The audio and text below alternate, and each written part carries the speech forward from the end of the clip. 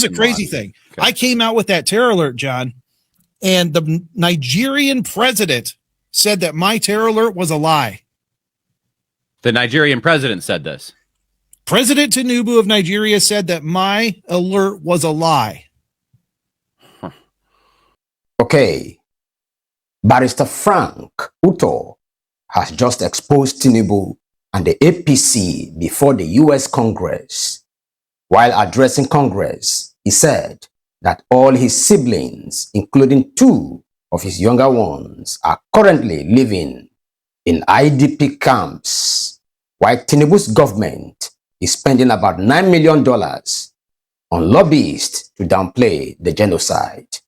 It is very shameful, my people, that all this government seems to know how to do is to tax Nigerians and waste the money on useless things. Okay, let's watch the video. Ladies and gentlemen, my name is Frank Uto. I'm a lawyer, I'm a policy advocate, peace advocate, I'm a politician in Nigeria. I served as the Principal Special Assistant PSA to the Governor of Benue State between 2020 and 2023. So I've been involved in government. I come from the epicenter of the genocide of Christians in Nigeria because I'm one of the biggest victims. My tribe is called the Thief Ethnic Group from Benue State. We are the biggest ethnic group of the Christian faith in the middle belt of Nigeria and in the entire northern part of Nigeria. We're the 4th biggest monolithic ethnic group in Nigeria, the Thief race of Benue State. And this is our traditional color, the zebra color, and it is called Ange. It is spelled exactly the way you spelled anger. That is the mood of our people right now, anger. And when you put D before the anger, it becomes danger. That is exactly what we're facing. We're facing existential threat in the hands of Fulani ethnic militia who have committed themselves to wipe our people off the face of the earth. They started this journey in 1804 when they staged the jihad of Bola, and in their quest to progress southwards of Nigeria, our people, the Thief ethnic group, stopped their progression. So they want to continue from where Bola stopped, because their mission is to dip the Quran in the Atlantic Ocean. And of course, you know, by the time they conquer Nigeria, the United States stands at risk because they'll be in charge of the coastal region of Nigeria, the oil of Nigeria, and across the Atlantic stands the United States.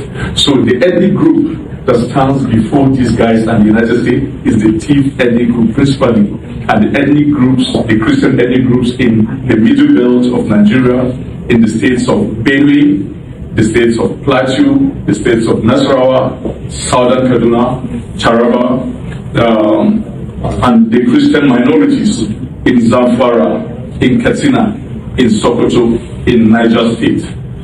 So today you'll be hearing directly from a witness, from a survivor, and of course it hurts me very deeply. It is heart-wrenching when this story, when I hear Americans begin to give 2 different sides to our story. Our story has just one side: genocide. Genocide. Our story has just one side. And let me give you, I'll be speaking for the next 3 minutes, and let me give you a graphic example. On September 11, 2001, the 911 attack, 4 planes were hijacked. United Airlines and American Airlines, and rammed into the towers. The people who hijacked, the 19 guys who hijacked this aircraft, were Arab Muslims of the Al-Qaeda group. But when they rammed these planes into these buildings, amongst their victims were also Arabs in those buildings, in the Twin Towers. Were also Arabs. But does it mean that it was a clash between American and Arabs? No, it was a direct attack on Americans. Some Arabs may be collateral damage. That was what happened on 9/11. And so today, if we hear that Muslims are also being killed in Nigeria, they are just collateral damage. And some are killed because of their sect. The epicenter of the genocide in Nigeria is in the Middle Belt, where the Fulanis have been ravaging, destroying our lands and occupying our lands. My village of Yerota was attacked on the night of June 13, where 278 of my relatives were killed. Among these are my nephews, my nieces, my siblings, my uncles, my aunties. When Ralibo went to Nigeria, I met a woman whose husband was killed and 5 of her children. That's my cousin. That's my cousin. So these are not just numbers. These are not just disposables or expendables. These are family relatives. For every number you had in Nigeria, these are my cousins. These are my siblings. As I talk to you right now, my father's youngest son, my youngest sibling, is just 3 years old. He's in the IDP camp. And this morning, he was fed with just a pack of noodles. They were given a pack of noodles, 4 of them, to share a single pack of noodles, 4 people.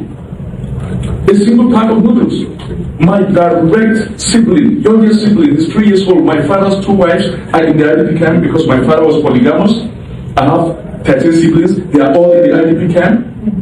My father was acting in local parentage to the children of his dead siblings. So he was a father to about 42 other kids. They are all in the IDP camp. My father was a village head of Yerota, the village which was the epicenter of the June attack. The worst attack in the history of the world in 2025, where 278 people were killed in a single night. It never happened anywhere in the world. It happened in my village, my community, my own relatives. So I am the final authority in exactly what is happening, not the Nigerian government. We do not believe they will tell any other side that the side they've been saying, because many of them are the enablers of what is happening. And now today, instead of the Nigerian government to focus on solving this issue, they are spending millions of dollars of unbudgeted funds, taxpayers' money, for optics to the lobbyists. That is exactly what is happening. That money could have solved the issue. The $9 million could have solved the issue of what's on ground. And return as they continue to launder their image, our people are still in the IDP camp with no plan for them to go back home to their ancestral lands. Their ancestral lands are right now in the hands of the Fulanis. Finally, as I conclude, this same morning of today in Nigeria, 2 of my kinsmen from a neighboring community called Daudu, 2 of them, taken the Ashwa, 46 years old, and Aledi, 44 years old, were arraigned in the Federal High Court Abuja today for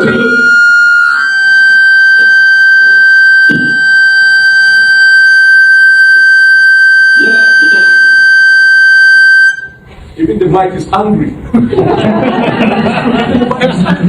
So today they were arraigned for terrorism at the Federal High Court Abuja. What is their offense? Because in self-defense, they killed 12 cattle of the Fulani that were ravaging their farmland. I have my own mic. And so they were arraigned for terrorism today under the Terrorism Act 2022 of Nigeria at the Federal High Court in Abuja. And who is the prosecutor? A certain Fulani man called MB Abubakar. Who is the only witness in this whole case? A certain Fulani man called Fahad. That is exactly what is happening to us. Our kinsmen today were arraigned in Abuja for killing 12 cattle, and they were arraigned for terrorism. But the Fulanis who have killed hundreds of my kinsmen in June, who are killing every day thousands of our relatives, no one has been arrested and no one has been arraigned. I finally conclude by saying, you are the conscience of the free world. The might of America is not in the armed forces. It's not just in the military or its wealth, but it's in its moral authority. Can you use your moral authority to defend us, please? Thank you, and may God bless you all. Okay, President Bola Tinubu and the APC government should pay serious attention to what is happening in Iran. The reason is simple. There are strong similarities between Iran's government, Venezuela under Nicolas Maduro, and the way Nigeria is currently being run. These similarities include oppression, economic and imposed hardship, and harsh treatment of protesters in Nigeria, just as students were arrested in Edo State for protesting increased insecurity, but arrested and sent to prison by a tout who calls himself Governor Monday Okpebolo. What a funny name for a worthless governor. In Iran, protests started in December 2025 because the economy collapsed, just the way Nigeria's economy has collapsed under Bola Tinubu. The value of their money crashed and price became too high. Same thing as Nigeria. What began as complaints about hunger and hardship later turned into calls for a change of government. Reports say over 2,000 people were killed and the number may be as high as 12,000. Many others were arrested. The government shut down the internet and security forces shoot at protesters just as it happened during the NSAS protest. So many Nigerian youths were killed by those whose job is to protect them. Iran's leader called the protesters rioters. This is similar to how the Tinubu government or Buhari's government described the End Bad Governance protest or protesters in 2025, accusing them of being political enemies and even charging some children with treason.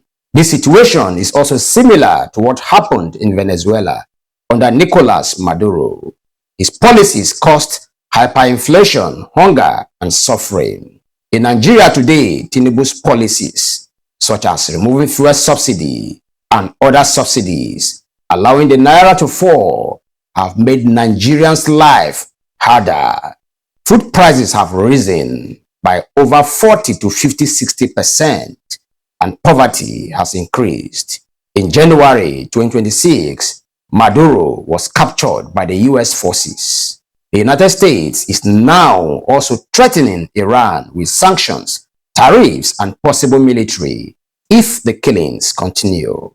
The US has already warned that it is watching events closely. Nigeria is not left out.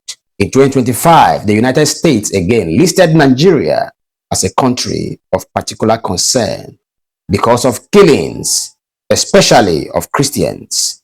There were threats of aid cuts and stronger action against insecurity. Tinubu's government spending $9 million on US lobbyists shows fear and pressure. The lesson is clear.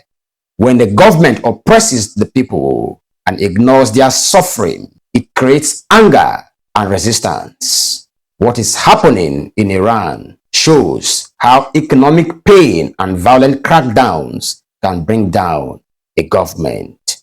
Mr. President, Bola Tinubu and APC rascality, the world is watching.